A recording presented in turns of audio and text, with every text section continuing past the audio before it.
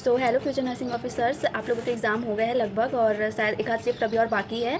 सो जिसके भी अच्छे नंबर्स आए हैं तो उनको तो कॉन्ग्रेचुलेशंस, और जिनके थोड़े कम नंबर आए हैं तो उनको डीमोटिवेट नहीं होना है। कंटिन्यूसली एग्ज़ाम की प्रिपरेशन करते रहनी है, क्योंकि अधिकतम बच्चे हैं ऐसे जिनका फर्स्ट सेकंड बार पे नहीं हो पाता, और अभी इस बार सीट थी तो जो थोड़े कम नंबर भी थे उनके भी चांसेस है।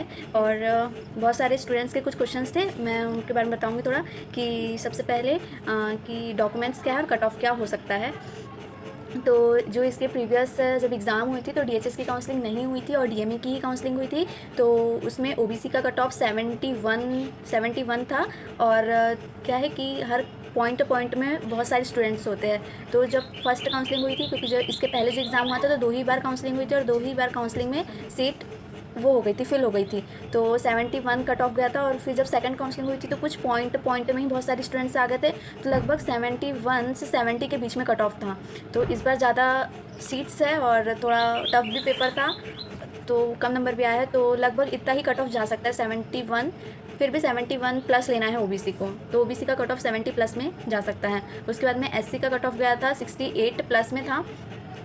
तो इस बार भी वैसे ही रहेगा। ज़्यादा सीट है तो 68 से 67 हो सकता है, या फिर 68 से थोड़ा प्लस में जा सकता है, मतलब कि 68 मान के चलना है। एसटी का कट ऑफ गया था 65, इसमें भी सेम ऐसे ही लेना है कि 65 पहले आया था, इसके पहले जब डीएमई की काउंसलिंग हुई थी। इस बार सीट से ज़्यादा है तो 65 ही जा सकता है, या 1-2 नंबर इंक्रीज़ हो सकते हैं। जनरल में 75 लेके चलना है, 75 प्लस गया था क्योंकि। और इस बार जो है सीट में मतलब कि डीएचएस की काउंसलिंग नहीं हुई थी, इसके जो पहले जब हुआ था 21-22 का जो एग्ज़ाम हुआ था, तो इस बार पहले तो डीएचएस की बेच खाली है, तो पहले डीएचएस की काउंसलिंग लेगा। और सभी जो स्टूडेंट्स हैं वो लगभग डीएचएस में ही मतलब कि एडमिशन कराना चाहते हैं। तो डीएचएस में जो कट ऑफ है वो तो मतलब कि इनसे थोड़ा ज़्यादा ही होगा, डीएचएस का कट ऑफ थोड़ा ज़्यादा जा सकता है। उसके हिसाब से फिर डीएमई की काउंसलिंग तो लेट होगी, क्योंकि डीएमई का बैच जस्ट अभी आया है, तो उसमें जो है कट ऑफ थोड़ा कम जाएगा डीएचएस के अकॉर्डिंग में। उसके बाद में है कि डॉक्यूमेंट्स क्या क्या लगते हैं। तो डॉक्यूमेंट्स में जो आपने MP online registration choice filling link की जो रिसिप्ट होगी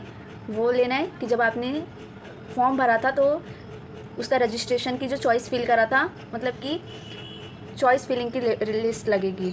उसके बाद में एमपी ऑनलाइन द्वारा जारी आवंटन पत्र ये लगेगा। उसके बाद में पीएनएसडी 2021 उत्तीर्ण अंक सूची जो आपका रिजल्ट आएगा, और जो नॉर्मलाइजेशन होगा। नॉर्मलाइजेशन में क्या होता है कि एक से अगर से किसी शिफ्ट में ज़्यादा टफ एग्ज़ाम मतलब कि ज़्यादा टफ क्वेश्चन आ जाते हैं तो उसमें क्या होता है कि 1-2 नंबर इंक्रीज़ हो जाते हैं। और कहीं कोई अगर से शिफ्ट होती है जिसमें पेपर थोड़ा ईजी आता है तो उसमें 1-2 नंबर क्या होता है, नंबर कम हो जाते हैं। तो जो नॉर्मलाइजेशन के बाद में जो रिज़ल्ट आएगा उसकी अंक सूची लगेगी। रिजल्ट की 10वीं की उत्तीर्ण मूल अंक सूची लगेगी, मतलब कि 10th की मार्कशीट लगेगी, 12th की मार्कशीट लगेगी, और मूल निवासी प्रमाण पत्र लगेगा आपका। निवासी मतलब कि जो निवासी प्रमाण पत्र रहता है, और ये जो रहता है पंचायत वगैरह से बनता है और या आपका बना भी होगा। उसके बाद में जाति प्रमाण पत्र लगता है, आय प्रमाण पत्र लगता है, पासपोर्ट फ़ोटो लगती है, इसकी 5 कॉपी लगती है पासपोर्ट फ़ोटो। और ये जो फ़ोटो है जो आपने एग्ज़ाम टाइम पे जो फिल करी होगी जब एग्ज़ाम फॉर्म भरा होगा वही फ़ोटो लगेगी। और मेडिकल प्रमाण पत्र आपको बनाने पड़ेंगे जो कि जिले का होगा। जब आपका मतलब कि आपने चॉइस फिलिंग करी है, उसके बाद में आपको लग रहा है कि आपका इंदौर जबलपुर जहाँ पे भी आता है उसको लेके आपको मेडिकल में जाना है, डिस्ट्रिक्ट के आपका जहाँ पे भी डिस्ट्रिक्ट होगा, फिर वहाँ से आपको मेडिकल से प्रमाण पत्र बन के देगा। उसके बाद में अगर से आपने जब फॉर्म भरा है और आपने उसमें मेंशन करा है कि आप विकलांगता की श्रेणी में आते हैं तो उसका प्रमाण पत्र लगेगा। अगर से आप सैनिक कोटा या स्वतंत्र समग्र सैनिक से बिलोंग करते हैं तो आपको उसका प्रमाण पत्र लगेगा। फिर जैसे कि आपने 12th पास आउट करा, उसके बाद में आपका ड्रॉप था 1 साल का, तो आपको गैप सर्टिफिकेट बनवाना पड़ेगा। और ये बनेगा ये जैसे कि आपकी कोई भी तहसील वगैरह है तो वहाँ पे अगर से आप जाएंगे तो वहाँ पे बन जाएगा, कोर्ट वगैरह में जाते हैं ना वहाँ पे बैठते, वहाँ से गैप सर्टिफिकेट बन जाएगा। और अगर से आपने कंटिन्यूसली बीएससी वगैरह मतलब कि कोई ग्रेजुएशन वगैरह करा है तो आपको वहाँ से पीसी लेनी पड़ेगी और वहाँ से रहेगा। और अगर से आपने 12th के बाद में ड्रॉप करा है तो फिर आपको गैप सर्टिफिकेट लगेगा। फिर स्थानांतरण प्रमाण पत्र लगेगा, टीसी, और माइग्रेशन लगेगा। माइग्रेशन आपको वहाँ से लगेगा जहाँ से आपने लास्ट बार स्टडी करी है या 12th से पढ़ा है, 12th के बाद में आपने ड्रॉप लिया है तो वहाँ स्कूल से माइग्रेशन मिलता है। और अगर से आपने कॉलेज करा है तो फिर आपको कॉलेज में प्रमाण पत्र वगैरह देना पड़ेगा, टीसी वगैरह देना पड़ेगा, और वहाँ से फिर माइग्रेशन आपको बनवाना पड़ेगा। और 5 वर्ष की अनिवार्य शासकीय सेवा का पीएनएसटी की वार्षिक शासकीय सेवा का अनुबंध, पीएनएसटी की कर्णिका प्रश्न, ठीक है। इतने डॉक्यूमेंट्स आपको लगेंगे। और बाई चांस अगर से आपके मतलब कि और बॉन्ड बनवाना पड़ेगा। बॉन्ड फिर भी जैसे कि आप जहाँ पे रहते हैं वहाँ से बनवा सकते हैं, बट जहाँ हमारा तो यहाँ पे जैसे कि हम कॉलेज में आए थे, यहीं पे जो मतलब कि लॉयर वगैरह मतलब कि वकील वगैरह जो रहते हैं यहीं पे बैठे थे, यहीं पे हमारा 1000 का बॉन्ड बना था। और जिसको हॉस्टल मिला था तो उसका मतलब कि उसके थोड़े और ज़्यादा चार्जेस लगे थे। तो बॉन्ड तो यहीं से बन जाएगा। और इतने जो मैंने जितने भी डॉक्यूमेंट्स बताए हैं इसकी फिर भी आप 5-5 कॉपी करके रखिएगा। फ़ोटो की भी 5 कॉपी, 5 से 6 कॉपी।